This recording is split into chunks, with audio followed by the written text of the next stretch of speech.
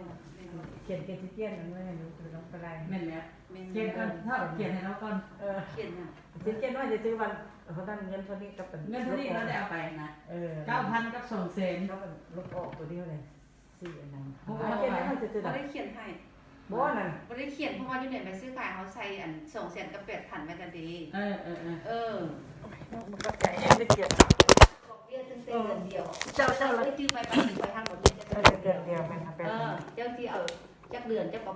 จ่ายดอกเบี้ยก็ไปตามนั้นคือเดือนหน้าจะไปจ่ายก่อนในโลกขึ้น3,000กด1,600ตัวนี้มันนั่น 4%บ่ฟังนั่นนี่นั่นตัวของข้าวนั่นมัน10%บาท136,000ใส่30 36,400แล้วเพิ่มของเราบ่เอาเลข4เพิ่มเป็นเลข3เรารุ่นที่300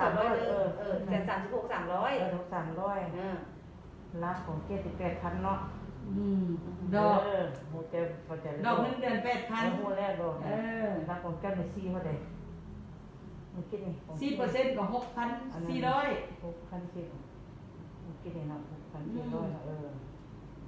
มันนำเป็นพวกเท่ๆนะเป็นไรแบบนี้เท่